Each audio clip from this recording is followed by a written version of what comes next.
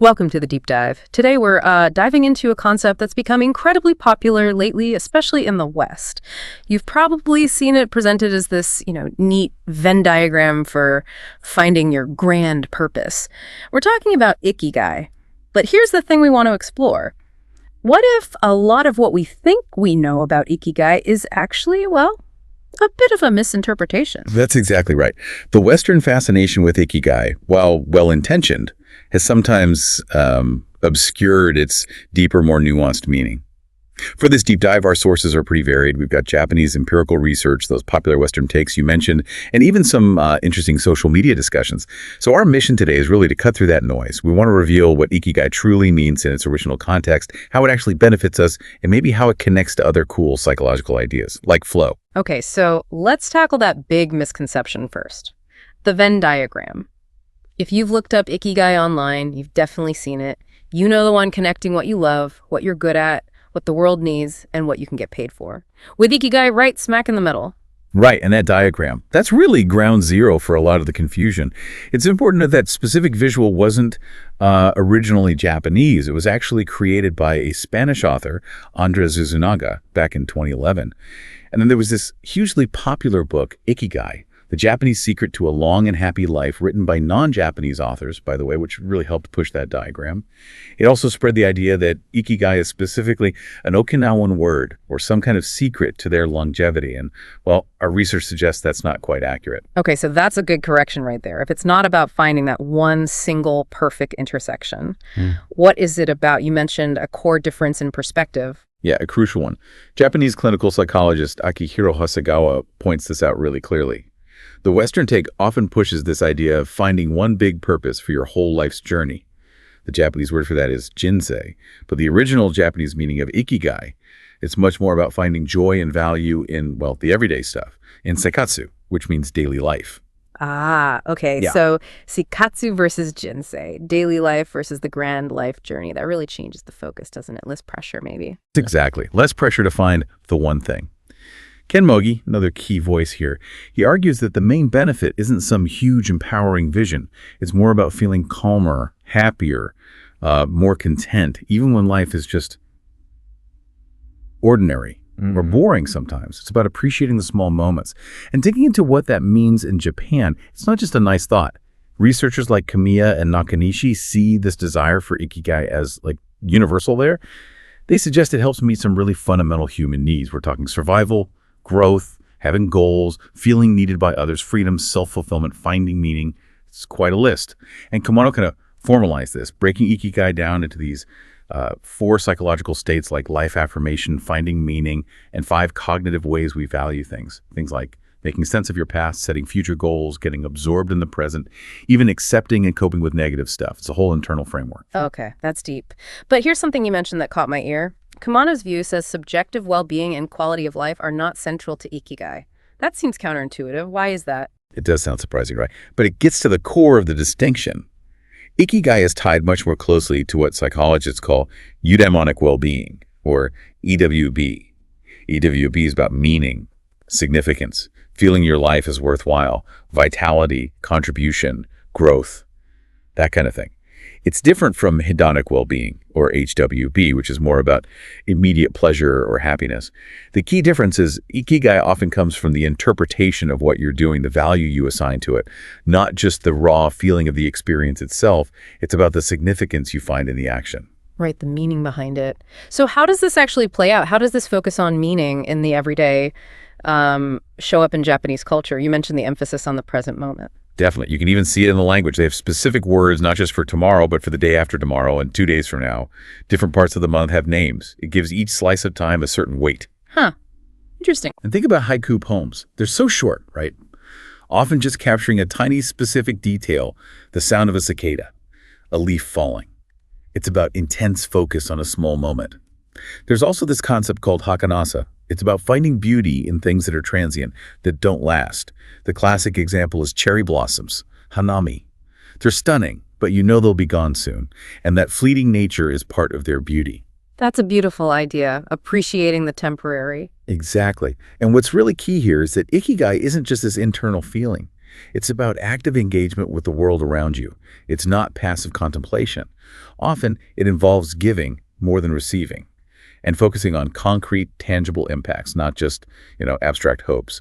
So instead of vaguely wishing to end world hunger, someone might find Ikigai in volunteering regularly at their local food bank, seeing the direct result of their effort. That makes sense. Action, tangible results. And you said this carries into the workplace too, with something called Ikigai. Precisely. Ikigai translates roughly to the value of doing or worthwhileness of doing. For many Japanese people, it's a huge motivator at work. It often comes from feeling useful to others, making a contribution, and simply being thanked or acknowledged for it. That sense of connection and impact. So it's not just about the task, but the feeling of contributing through the task. Exactly. And this leads us nicely into a really practical concept called job crafting. It was coined by researchers Jane Dutton and Amy Wierzniewski. Job crafting is basically how employees actively, sometimes even subtly, reshape their jobs. They tweak tasks, relationships, or even just their perception of the job to align it better with their own motives, strengths, and passions. Here's where it gets really interesting. Adam Grant shared this anecdote about call center agents. He found that the ones who took the initiative to download and use a different web browser like Firefox or Chrome instead of the standard one, they actually stayed in their jobs longer. It wasn't about the browser itself being magic. It was the act of taking initiative, of proactively shaping their work environment to suit them better. That's job crafting in action. Wow. Such a small thing, but revealing. Totally. Or think about hospital cleaners. Some researchers studied cleaners in a cancer center. Many found profound meaning, their ikigai, in tasks that seem mundane, like polishing a faucet until it gleamed. Why? Because they understood why they were doing it for the vulnerable patients, for their families, to create a healing environment. They reframed the task and saw its impact. Seeing that connection was crucial. So how can you, listening right now, apply this? How do you job craft? Well, you can start by asking some questions. What tasks are you actually doing day to day? How do you feel about those tasks? Where does your time really go? Who are you connecting with at work? That's relational crafting, maybe seeking out more interactions with people who energize you. What are you genuinely good at? What do you actually enjoy doing, even small parts of your job? What skills are you using? And importantly, what personal values does your work reflect? Or could it reflect more? Those are great prompts. And we actually heard some really diverse examples when we looked into how different Japanese professionals find their ikigai. There was Rika Yajima, who founded a manufacturing company, her ikigai, to live in a beautiful world. And this wasn't just a nice phrase. It was built into her company's philosophy, Sanpu Yoshi. Ah, yes. The three-way satisfaction. Good for the seller, good for the buyer, and good for society. That's a deep-rooted concept. Exactly. Then Riichiro Takeshita from HuffPost Japan. His ikigai is about connecting different worlds, print and digital, different cultures, generations. He was clear it wasn't about the salary, it was an internal drive. That's a common thread, the intrinsic motivation. Right.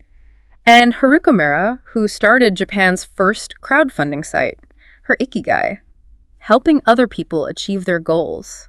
She saw it almost like a mission, a responsibility. Midori Sakano, a creative director, found hers in setting and achieving goals and changing perceptions. She even mentioned getting inspiration from her toddler's unique way of seeing things. That's lovely, finding inspiration anywhere. And finally, there was a former athlete who found ikigai shifted for him. It wasn't just about the big wins anymore, but about the small, daily changes and achievements.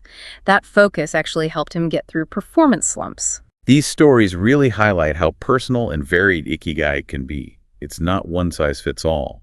And importantly, how it's often found in the action and the contribution. And what's truly fascinating is the strong link researchers have found between having this sense of ikigai and, well, health. Actual physical health and longevity. It's linked to reduced all-cause mortality.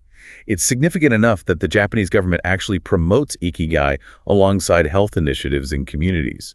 They see it as potentially improving health expectancy and maybe even reducing long-term care costs. Wow, so it's not just a nice-to-have feeling, it has real health implications. Absolutely. Studies show a clear correlation between feeling a sense of ikigai and how people rate their own health. And interestingly, maintaining strong social connections seems to buffer against the decline in ikigai that can sometimes happen as people age. Okay, but here's a question. Why is perceived health apparently more important for ikigai than, say, actual physical limitations someone might have? That's a really insightful question. Health is often seen as a kind of passive source of ikigai, something you have or might lose. It's rarely the only source, though. People value health primarily because it enables them to do the other things, the active pursuits, the social connections, the contributions that actively generate that feeling of Ikigai. So health is like the fuel, not the destination itself. Got it. Health enables the doing, which brings us back to that idea of active engagement and being present. And that connects really nicely to the psychological concept of flow, doesn't it? It really does. Flow, as described by Csikszentmihalyi, is that state of being completely absorbed in an activity. You're fully immersed, energized, focused. Time just seems to melt away. Yeah, that feeling when you're in the zone. Exactly. And it shares so much with Ikigai's emphasis on being in the here and now and actively pursuing something meaningful. Csikszentmihalyi also talked about the autotelic personality, people who have traits like curiosity, persistence, maybe a bit less ego-driven, more intrinsically motivated. These people tend to find flow states more easily. And flow isn't just an individual thing, right? There's group flow, too. Yes, absolutely. Group flow is distinct. It's when a whole team gets into that synchronized, highly productive, absorbed state together. Think of jazz musicians improvising or a sports team clicking perfectly. It's interesting. People are actually trying to train flow now, especially in education. Like in Montessori schools, they intentionally structure activities to create opportunities for kids to get into that flow state. The key, as even early cyberneticians observed, is finding that sweet spot between the challenge of the task and the person's skill level. Too easy, you get bored. Too hard, you get anxious. Flow happens right there in the middle. Finding that balance. So, looking ahead, Ikigai is clearly powerful. Is it something that can translate well outside of Japan? Is it culturally portable, especially maybe into Western workplaces? That's a really active area of research and discussion. Can these deep insights from Japanese culture really take root effectively elsewhere? The jury's still out on how perfectly it translates, but the core ideas of meaning, contribution, and daily joy certainly resonate widely. And thinking about the future, there's even this somewhat complex but fascinating idea of using technology, digital tools, even robots to support Ikigai, especially for older adults. Robots? How would that work? Well, the idea isn't just robots doing tasks. It's about designing them to foster well-being. They'd need fluid conversation skills, maybe some physical interaction capabilities, and features like reminding people about hobbies or suggesting community events. The goal would be to support social, emotional, cognitive, and physical aspects of life that contribute to Ikigai. But there are challenges, of course. Like what? A big one is potential resistance from older adults themselves. There can be a stigma not wanting to seem lonely or feel like they're becoming dependent on a machine for connection or purpose. So the design has to be incredibly sensitive. Yeah, that makes sense. It has to enhance, not replace, human connection and autonomy. Exactly. So bringing this all back to you, the listener, what can you take away for your own life? The big message seems to be, Ikigai doesn't have to be some monumental fixed thing. It can be cultivated in the small, consistent joys and meaningful actions of daily life. Ken Mogi's 5 pillars are a great starting point. Remember them. Yeah. Start small. Release yourself. Accept who you are. Practice harmony and sustainability. Connect with others in nature. Focus on the joy of small things. Really savor them. And be in the here and now. Simple but powerful reminders. And maybe a practical way to pinpoint your own potential Ikigai sources is to ask, what do I feel Ikigai towards? What's the object, the activity, the cause? And also, Ikigai when? Under what conditions and what state of mind do I feel that sense of purpose and worth? Thinking about those might reveal the underlying values. That's a great exercise. Other practical steps, maybe reflect on things you loved doing as a child. Sometimes clues are hidden there. Pay attention to how you actually spend your free time now, what patterns emerge, and just stay curious. Sometimes Ikigai isn't something you find by intense searching, but something that kind of finds you when you're engaged in things that genuinely pique your interest. So to wrap up, Ikigai isn't really a destination you arrive at, like finding buried treasure on that Venn diagram map. It's much more like an ongoing journey. It's about actively engaging with your life, appreciating the everyday, connecting with others, and valuing your contributions no matter how small they might seem. So maybe a final thought to leave you with is this. If Ikigai is truly about finding that deep personal sense of worth and joy,